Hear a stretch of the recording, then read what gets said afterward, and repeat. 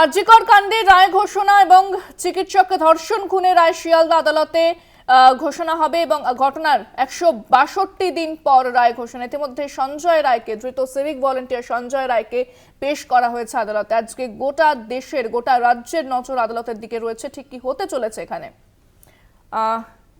আমরা এই মুহূর্তে আরো সরাসরি চলে যাব, প্রতিনিধি রয়েছেন শুভঙ্কর মণ্ডল। শুভঙ্কর, ঠিক কি দেখতে পাচ্ছ? কারণ জুনিয়র চিকিৎসকদের আসার কথা রয়েছে, তারা সেখানে প্রতিবাদ জানাবে, এই মুহূর্তে ঠিক কি ছবিটা উঠে আসছে?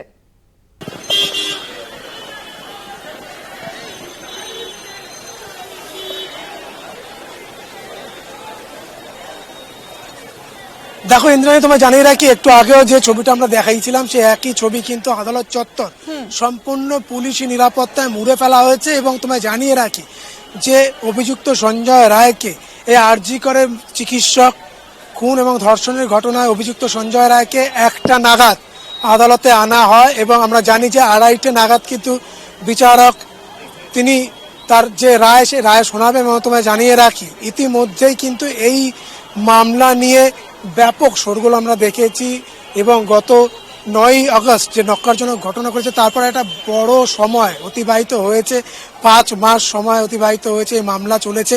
এবং আমরা যদি দেখি যে মূলত যে ধারাগুলিতে মামলা হয়েছিল সঞ্জয় রায়ের বিরুদ্ধে, 64 ধর্ষণ, 66 ধর্ষণ খুন এবং তোমায় জানিয়ে রাখি 103 বিএনএস অর্থাৎ ভারতীয় ন্যায় সংহিতা তাতে খুন, এই যে ধারাগুলো, এই ধারাগুলো কিন্তু তার বিরুদ্ধে রিজু হয়েছিল। এবং তোমায় জানিয়ে রাখি তাকে স্বাভাবিকভাবেই কিন্তু দোষী সাব্যস্ত করে তার বিরুদ্ধে সে রায় শোনানোর কথা রয়েছে। স্বাভাবিক কারণেই কিন্তু আমরা যখন একটা সময় দেখতে পাই যে সঞ্জয় রায়কে ঢোকানো হচ্ছে আদালত চত্বরে, সেই সময় কিন্তু 2টি সাদা গাড়ি সম্পূর্ণ কালো কাচে মোড়া এবং একটি প্রিজন ভ্যান, সেই প্রিজন ভ্যান ছিল, ব্যাপক পুলিশি প্রহরা ছিল সেই সময়।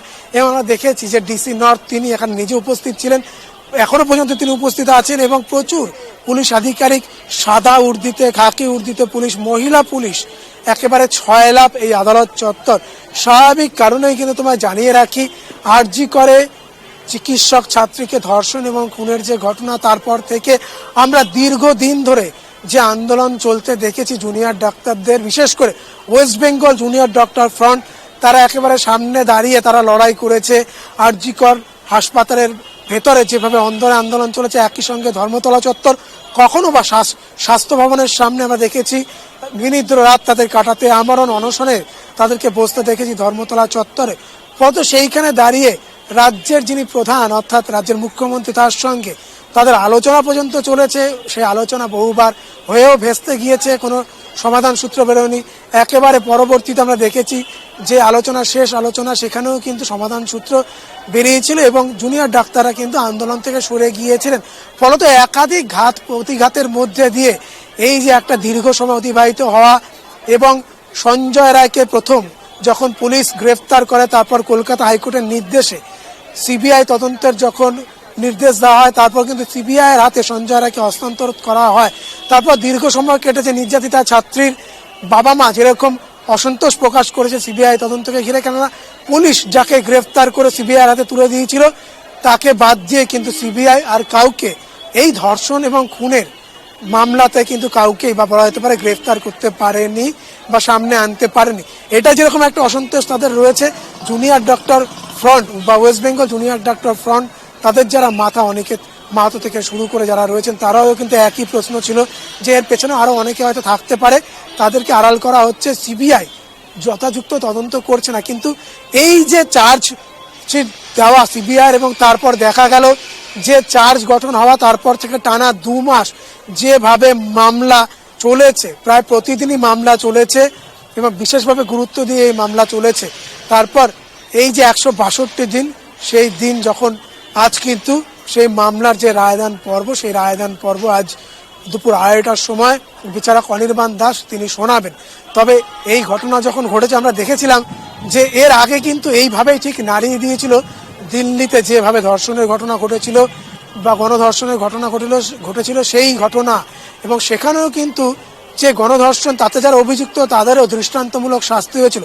সঞ্জয় রায়ের ক্ষেত্রে কি হয় সেটি কিন্তু অবশ্যই আমাদের নজর থাকবে। তবে তোমায় জানিয়ে রাখি যে যখন 162 দিন অতিক্রান্ত, তখন কিন্তু এই যে আরজি করের ঘটনা যেটি 9ই আগস্ট ঘটেছিল, তারপর কিন্তু আমরা দেখতে পেয়েছি বেশ কয়েকটি জায়গায় রাজ্যের এই ধরনেরই ঘটনা, অর্থাৎ নাবালিকা ধর্ষণ খুনের ঘটনা ঘটেছে, যেখানে কিন্তু অত্যন্ত দ্রুততার সঙ্গে আমরা দেখেছি মামলা চলেছে, দ্রুত সাক্ষ্য গ্রহণ, এবং সেই সঙ্গে সঙ্গে কিন্তু আমরা দেখতে পেয়েছি মামলা শেষ করে যিনি অভিযুক্ত বা যে অভিযুক্ত তাকে দোষী সাব্যস্ত করে তার বিরুদ্ধে রায়দান হয়েছে। এবং এত দীর্ঘদিন ধরে আরজি করের মামলা শিয়ালদা করে চলা, সেটা নিয়েও কিন্তু আমরা দেখেছি নির্যাতিতা ছাত্রীর মা বাবা তারাও অসন্তোষ প্রকাশ করেছে, জুনিয়র ডক্টর ফ্রন্ট বা সিনিয়র ডক্টররা তারাও অসন্তোষ প্রকাশ করেছে, বিভিন্ন মঞ্চ অসন্তোষ প্রকাশ করেছে। স্বাভাবিকভাবে 2:30টার সময় আজ রায়দান রয়েছে।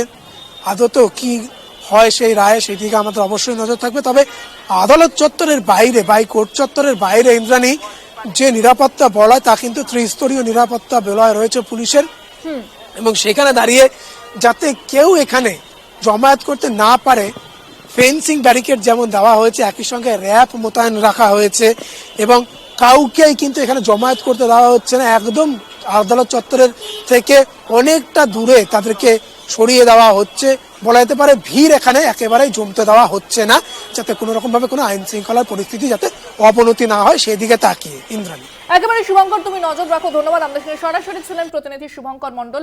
আদালতের দিকে, শিয়ালদা আদালতের দিকে আজকে গোটা দেশের নজর রয়েছে, কারণ যে ঘটনা নাড়িয়ে দিয়েছিল গোটা দেশকে, এবং নাগরিক সমাজ যেভাবে গর্জে উঠেছিল, গোটা বাংলা যেভাবে গর্জে উঠেছিল, বিভিন্ন প্রান্ত থেকে যেভাবে প্রতিবাদ বিক্ষোভ আসা শুরু হয়েছিল, সেই প্রতিবাদ বিক্ষোভের মধ্যে দাঁড়িয়ে ভাবতে হয়েছিল শাসক দলকেও, ভাবতে হয়েছিল সরকারকেও। এরপরে যদি আমরা দেখি যে মুখ্যমন্ত্রী মমতা বন্দ্যোপাধ্যায় তিনি একেবারে ময়দানে নামেন এবং সেই পরিস্থিতি সামাল দিতে চেষ্টা চালিয়ে যান, জুনিয়র চিকিৎসকদের সঙ্গে একাধিকবার বৈঠকে বসেন, তারপরে সমাধান সূত্র বেরোয়। এবং পুলিশের স্তরেও যেভাবে রদবদল হয়েছিল, যেভাবে বেশ, এবং এই ঘটনার পর যেভাবে প্রতিবাদ বিক্ষোভ শুরু হয়েছিল, অত্যন্ত গুরুত্বপূর্ণ আজকের এই দিনটা বলে কিন্তু প্রত্যেকে মনে করছেন, কারণ প্রত্যেকে তাকিয়ে আছেন যে আদালত কি জানায়, শিয়ালদা আদালত ঠিক কি জানাচ্ছেন, বিচারক তিনি ঠিক কি বলছেন, কি রায় দিচ্ছেন। কারণ একটা ঘটনার সঙ্গে যেভাবে ঘটনা প্রবাহ চলেছিল গোটা রাজ্য জুড়ে, আজকে গোটা রাজ্য এই গোটা ঘটনার সাক্ষী এবং সেই প্রতিবাদ আন্দোলনের সাক্ষী থেকেছে।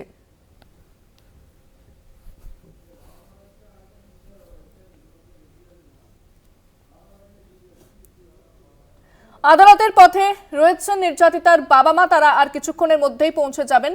তবে আজকে তারা ঠিক কি জানিয়েছেন সংবাদ মাধ্যমের মুখোমুখি হয়ে শোনাব আপনাদের।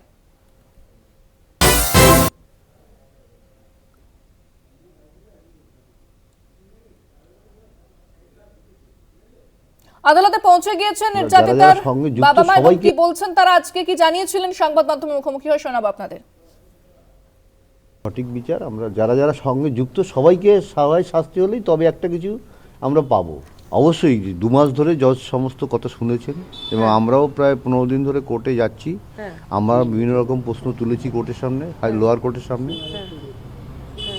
সঞ্জয় যে দোষী সেটা কোর্ট নিশ্চয়ই প্রমাণ করবে, এবং কঠোর থেকে কঠোর শাস্তি হবে সঞ্জয়। আমাদের একটা মেইন এই কোশ্চেনটা আমরা হাইকোর্টের সামনে রেখেছি, এবং সিবিআই প্রথম চার্জশিটেই সন্দীপ ঘোষ টালা থানার ওসির বিরুদ্ধে এই ব্যাপারটাকে হাসাব করা, বৃহৎ ষড়যন্ত্রের সঙ্গে যুক্ত এবং অ্যাভয়েডমেন্ট, এই 3টে অভিযোগ এনেছিল। সে সত্ত্বেও তারা চার্জশিট দিল না, এবং কেন দিল না তার কৈফিয়ত আমরা চেয়েছি।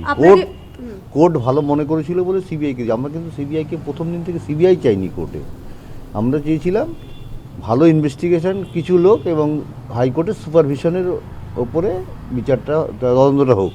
কিন্তু কোর্ট সিবিআইকে ভালো মনে করেছে, সেই জন্য সিবিআইকে দিয়েছে। এই জন্য কোর্টের কাছেই আমরা আবার জানতে চেয়েছি আপনারা সিবিআইকে দিলেন, সিবিআই কী কাজ করেছে। মাকে পর্যন্ত শিয়ালদা কোর্টে সিবিআই সাক্ষী রাখেনি। টালা থানার ওসি যেটুকু দোষী তার থেকে বেশি দোষী বিনীত গোয়েল এবং এসিপি কি মুরারিধরন এবং সোফিয়া মল্লিক। আমরা সকালে 12টা 15 নাগাদ যখন হসপিটালে ঢুকেছি তখন ওনাদের প্রেজেন্সি ছিল ভেতরে, এবং তখন অনেক লোক ছিল। তারা কি করছিল ভেতরে, ওনাদের প্রেজেন্সিতে একটা দুর্ঘটনাস্থলে কেন এত জনবহুল হয়ে গেল, ওনাদের সেটা দেখার দায়িত্ব ছিল, এবং করিডোর করা প্রয়োজন ছিল ওনাদের, ওনারা সেগুলো করেননি। ওনারা কেন কর্তব্যের গাফিলতিতে গ্রেপ্তার হলেন না? আমরা তো বলেছি ওর নাম, ও 2 মাস ধরে এখানে ছিলও না, বাইরেও চলে গেছিল, দেশের বাইরে, মানে ওর বাড়িতে চলে গেছিল। তারপরে আবার এখন এসেছে এবং সিবিআই ওকে জিজ্ঞাসা করেছে, কি জিজ্ঞাসা করেছে আমি জানি না, তবে আমরা ওকে প্রথম থেকেই অভিযুক্ত মনে করি।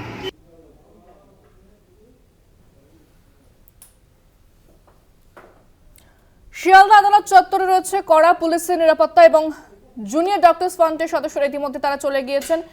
জুনিয়র চিকিৎসকেরা তারা প্রতিবাদ দেখাচ্ছেন আদালতের বাইরে, এবং যদিও তাদেরকে অনেকটা দূরে সরিয়ে দেওয়া হয়েছে, সেখানে কোনো রকম জমায়েত করা যাবে না এমনটা কিন্তু জানানো হয়েছে পুলিশের পক্ষ থেকে। আঁটোসাঁটো নিরাপত্তা ব্যবস্থা আমরা দেখাচ্ছি, যে ঘটনা প্রবাহ, যে টাইম লাইন, সেটা আপনাদের দেখাচ্ছি। আপনারা দেখতে পাচ্ছেন কলকাতা টিভি স্ক্রিনে।